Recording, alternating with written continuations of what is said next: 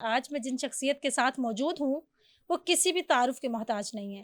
اگر ہم ان کے مزاج کی بات کریں تو بہت رنگین مزاج ہیں۔ اللہ تبارک و تعالی مجھے ہر حوالے سے وہ نعمتیں عطا فرما رہے ہیں جن کی طرف آپ نے اشارہ کیا۔ میں تو حریم شاہ کو بھی اٹھا لیتا ہوں، سندر خٹا کو بھی اٹھا لیتا ہوں، فلاں محترمہ کا بھی اٹھا لیتا ہوں۔ میں جس محفل میں ہوتا تھا اگر اس میں شاہ رخ خان صاحب بھی ہیں، سلمان خان صاحب بھی ہیں، چلو دوسری طرف کہہ دیتا ہوں کہ کرشمہ صاحبہ بھی ہیں، تو مفتی صاحب وہاں شہزادے ہوتے تھے اور وہ مقتدی نظر آتے تھے۔ السلام علیکم، میں ہوں آپ لوگوں کی میزبان اقرا لیاقت۔ آپ لوگ جانتے ہیں میں آپ لوگوں کے لیے لاتی ہوں ہر روز کچھ نہ کچھ نیا، کچھ نہ کچھ منفرد۔ آج کی ویڈیو میں بہت کچھ منفرد ہے کیونکہ آج میں جن شخصیت کے ساتھ موجود ہوں وہ کسی بھی تعارف کے محتاج نہیں ہیں۔ اگر ہم ان کے مزاج کی بات کریں تو بہت رنگین مزاج ہیں، لیکن اگر ہم دعوت اسلام کی بات کریں تو اسلام کے ساتھ بھی ان کا بہت گہرا تعلق ہے، اسلام کی تبلیغ بھی کرتے ہیں، لیکن مزاجن بہت رنگین ہے۔ آپ لوگ سمجھ گئے ہوں گے میں کن کی بات کر رہی ہوں۔ میرے ساتھ اس وقت موجود ہیں مولانا مفتی عبدالقوی صاحب۔ میں ان سے جانوں گی ان کی ابتدائی زندگی اور کہاں سے ان کا تعلق ہے، بچپن ان کا کیسا تھا۔ جی السلام علیکم۔ وعلیکم السلام۔ میری بیٹی بات یہ ہے کہ عالم کو اور مفتی کو اور جس کا تعلق خانقاہیت سے ہو اور وہ عوامی شخصیت ہو، اس کو اسی طرح ہونا چاہیے جس طرح آپ نے فرمایا، بلکہ اس میں ایک اضافہ کہہ دیتا ہوں کہ اس شخصیت کو بڑا پرکیف ہونا چاہیے اور عوامی ہونا چاہیے۔ الحمدللہ یہ مجھے اعزاز حاصل ہے کہ خواتین جو ہے ان کے دینی مسائل ہوں، روحانی مسائل ہوں، مستقبل کے حوالے سے وہ کیا چاہتی ہیں، اللہ رسول کی طرف سے کیا رہنمائی ہے جسے ہم استخارہ کہتے ہیں، تو میرے خیال میں وہ خوش نصیب ہوں کہ ایک ہی وقت میں میری اہلیہ مسکراتی ہیں کہ ابھی آپ سوئے ہوئے تھے، خراٹے مار رہے تھے، ابھی آپ کسی کو استخارہ بتا رہے ہو، پھر درمیان میں فون آ جاتا ہے آپ اس کو کوئی دینی مسئلہ بتا رہے ہو، پھر جناب فون آ جاتا ہے تو وہ بیچارہ مرید اور مریدنی جو ہے وہ پریشان تھی تو آپ نے ان کو یہ بتایا کہ فلاں قرآن کی آیت پڑھیں۔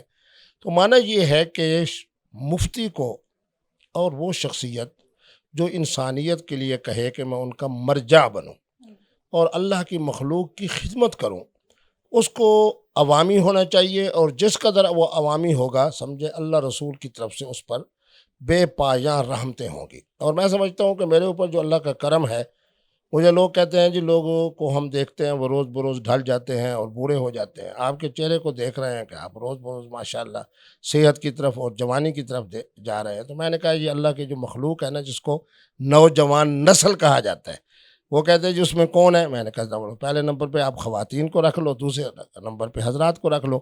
تو خواتین و حضرات کی جو میری لیے دعائیں ہیں یہ اس کی برکت ہے کہ اللہ تبارک و تعالی مجھے ہر حوالے سے وہ نعمتیں عطا فرما رہے ہیں جن کی طرف آپ نے اشارہ کیا۔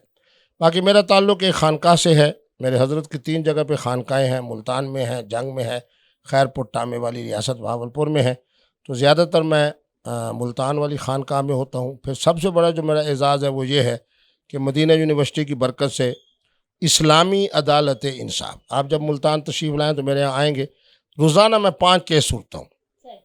کوئی آدمی اب کچہری میں نہیں جاتا، اللہ کے فضل سے فیملی جتنے معاملات ہوتے ہیں ساروں کو بیٹھ کے ہم اسلامی عدالت انصاف کے اندر حل کرتے ہیں، اور بالکل مفت۔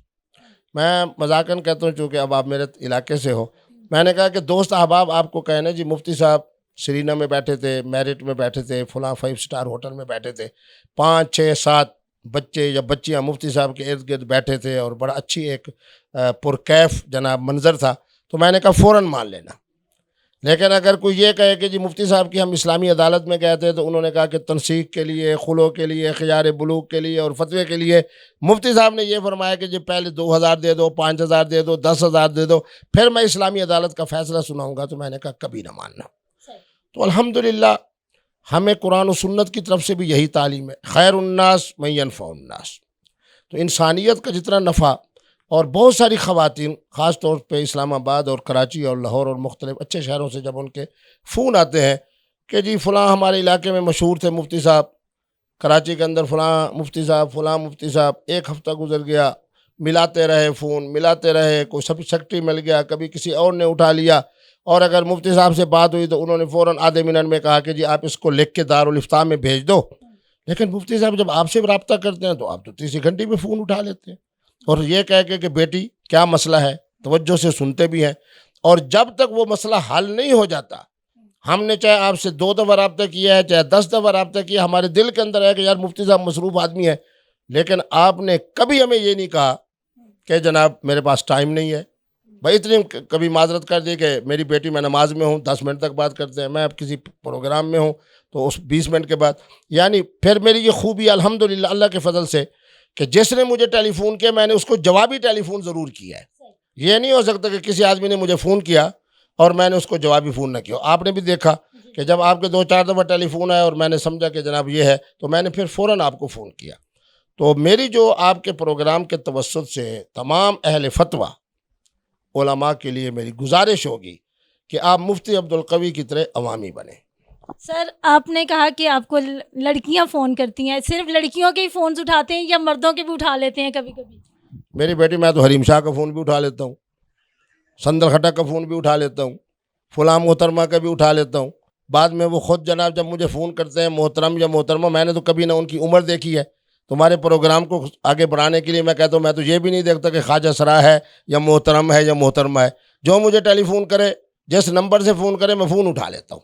سر آپ نے حریم شاہ اور سندل کھٹک کا نام لے لیا، ان کے ساتھ آپ کافی فیمس ہو گئے تھے، تو وہ کیا کہانی تھی جس وجہ سے حریم شاہ بھی وائرل ہو گئی، کبھی صاحب بھی وائرل ہو گئے، تو یہ کیا کہانی؟ نہیں، مفتی عبدالقوی تو الحمدللہ پہلے دن سے وائرل ہے، اور مفتی ان کے آپ کے توسط سے حریم شاہ وائرل ہو گئی. چلو ہر ایک اپنے مقدر کی بات ہے. بہت سارے میں نے حریم شاہ کو یہ بات کہی، میں نے کہا تم آپ عزت حاصل کرو. شخصیت اور شہرت کو 2 چیزیں اچھی نہیں ہیں، عزت ہونی چاہیے. تو الحمدللہ پچھلے دنوں جو کچھ ان کی تصاویر آئیں، ویڈیو آئیں، سر وہ عزت اپنی کر رہی تھی نا، کہ مطلب آپ اب خود ہی کہہ دیں کہ وہ کیا کر رہی تھی. چلو الحمدللہ اب رمضان المبارک سے سکون ہے، اس کے بعد عید کا یہ مہینہ ہے، اس میں بھی سکون ہے. اب میں نے تو ان کو یہی مشورہ دیا ہے کہ ابھی 4-5-6 مہینے اپنے خامد کے ساتھ خلوت میں گزارو، پھر قوم کو خوشخبری سناؤ کہ اللہ جناب مجھے بیٹا دے رہے ہیں. اور میری دعا ہو کہ اللہ کرے کہ وہ سید ہوگا، پٹھان ہوگا اور غیرت والا ہوگا اور اپنے نانا پہ جائے گا، کیونکہ ان کا نانا ماشاءاللہ بڑا اعزاز والا آدمی ہے، تو آپ کے اوپر نہیں جائے گا. تو بہرحال سر آپ کا میں نے پچھلا ایک انٹرویو دیکھا، اس میں آپ نے کہا کہ میں حریم شاہ کا شوہر بھی ہوں، بھائی بھی ہوں، باپ بھی ہوں. یہ کیا سین ہے؟ مطلب یہ کوئی بات سمجھ میں نہیں آتی ہے، آپ کی پرسنالٹی سے میچ نہیں کرتی. نہیں، یہ جملہ میں نے نہیں کہا، کیونکہ اصل میں آپ تو ماشاءاللہ بڑی محترم ہو، اور آپ کا جناب یہ جو گفتگو ہے یہ بھی مجھے معلوم ہے کہ صحیح سمت پہ ہوگی. بہت ساری باتیں جو ہے نا وہ لا تقربوا الصلاۃ کو سنا دیتے ہیں، وہ انتم سکارا نہیں سناتے. تو معنی یہ ہے کہ میں نے کسی پروگرام میں یہ بات نہیں کہی کہ جی اللہ معاف فرمائے کہ ان کے خامن کا نام بلال شاہ ہے، ان کی وہ اہلیہ ہیں، ان کی وہ عزت ہے. میں تو ان کو بار بار یہی کہہ رہا ہوں کہ اب آپ عزت والی ہو، اپنے خامن کے ساتھ سکون کے ساتھ باعزت وقت گزارو. تو نہ میں نے ان کو کبھی بہن کہا ہے، اور بہن کہنا بھی نہیں چاہیے، اور اسی طریقے کے اوپر خامن ہونے والی بات تو بڑی دور کی بات ہے. تو یہ میرے خیال میں کسی اس چینل والے نے اپنی طرف سے مہربانی کر کے اس جملے کا اضافہ کیا، میں نے یہ جملہ نہیں کہا. اچھا کبھی سب یہ بتائیے گا کہ آپ نے یہ جو آپ کا مزاج ہے رنگین مزاج، یہ بچپن سے ہی ایسا تھا یا مطلب بڑے ہو کر کچھ زندگی میں ایسا ہوا کہ آپ رنگین مزاج ہو گئے؟ اصل میں رنگین مزاج ہونے میں بڑا خوش نصیب ہوں. ایک تو میں خاندان کا بڑا ہوں، بزرگوں کی دستار میرے سر پہ ہے. تو پیدا ہوا تو میرے دادا صاحب بتاتے تھے کہ جب تم آتے تھے بچپن میں تو بڑے بڑے علماء اور مشائخ تمہارا ہاتھ بھی چومتے تھے، تمہاری پیشانی بھی چومتے تھے، اور بڑا اعزاز اپنا حاصل کرتے تھے. اور مجھے یہ بھی یاد ہے کہ جب میں آ جاتا تھا تو ان کی جیبوں میں جتنے وہ پیسے ہوتے تھے وہ پیش بھی مجھے کرتے تھے. ان کو پتہ ہوتا تھا کہ ان کا کیا مستقبل میں شان ہے. پھر جیسے ہی جناب میں تعلیم میری مکمل ہوئی تو میں پھر مدینہ یونیورسٹی چلا گیا، وہاں قاضی کورس کے سلسلے میں، وہ بھی میرا ایک بڑا شہزادگی والا دور ہے.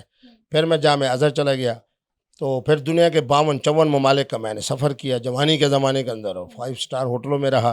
اور الحمدللہ بادشاہوں کا مہمان ہونے کے حوالے سے جو مجھے پروٹوکول ملتے رہے وہ میں اللہ کا اس پر بہت بڑا جناب وہ کرتا ہوں. وہ کیا کہتے ہیں، آپ گزرتے گئے، لوگ ٹکراتے گئے، کارواں بنتا گیا.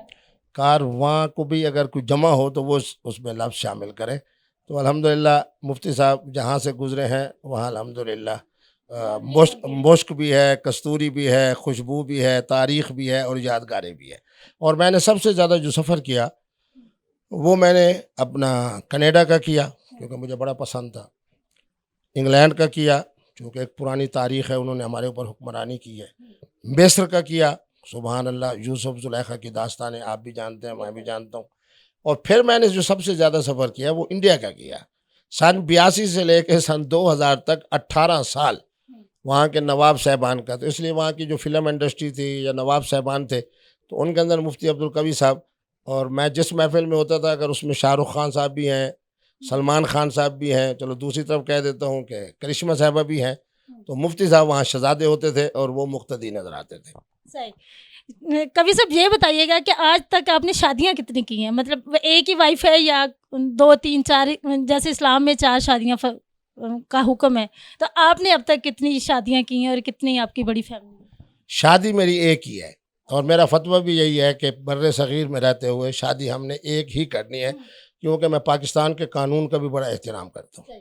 شادی ایک ہے، ملکہ ایک ہے، اور اس کے بعد جو نکاح ہے جس کو اللہ کے قرآن نے آسان کیا ہے، وہ اتنی اللہ کی نعمتیں ہیں کہ شاید میں ان کو شمار نہ کر سکوں۔ مطلب بہت زیادہ نکاح کیے ہیں، کوئی کاؤنٹنگ ہے ان نکاح کی جو آپ نے کی ہیں؟ میں کبھی کھانے کو بھی شمار نہیں کرتا، مختلف جوسز پی لوں تو ان کو بھی شمار نہیں کرتا، اور 36 آئس کریمیں کھاؤں تو ان کو بھی شمار نہیں کرتا، اور اسی طرح شمار کیا کرتے ہیں پھر؟ بس صرف اللہ کا نام کہ اس کو شمار کر لیتے ہیں کہ 33 مرتبہ یہ وظیفہ پڑھنا ہے، 33 مرتبہ یہ وظیفہ پڑھنا ہے۔ اس کا مطلب ہے 33 نکاح ہو چکے ہیں۔ میرے خیال میں اس میں 2 4 کا اضافہ کر دیں تو بہتر ہوگا۔ تو سر ان میں سے مطلب اگلی نسل بھی بڑی ہے یا بس نکاح ہوئے؟ اور بات یہ ہے کہ دیکھیں میرے بات سنیں، آج کا زمانہ میرا بڑا سمجھ کا زمانہ ہے۔ میرے ہاں نکاح ہوتا وہی ہے جو محترم اور محترمہ کی باہمی رضامندی سے ہو، تو جب باہمی رضامندی سے ہوتا ہے تو اس کو میں کہتا ہوں ثواب دیدی اختیار۔ تو الحمدللہ میرے بچے جو ہیں وہ اسی بیوی سے ہیں جو شادی والی ہے، جو خاندانی ہے، اور باقی ثواب دیدی سے کچھ بھی نہیں، بس ثواب دیدی ہی تھے، اور ثواب ہی کمایا آپ نے۔ ثواب ہی کمایا۔ اور دوسرا یہ ہے کہ آگے ان خواتین کا جہاں جہاں نکاح ہوا ہے اور شادی ہوئی ہے وہاں سے اللہ نے ان کو اولاد بھی دی ہے اور بہت خوش خرم بھی ہیں۔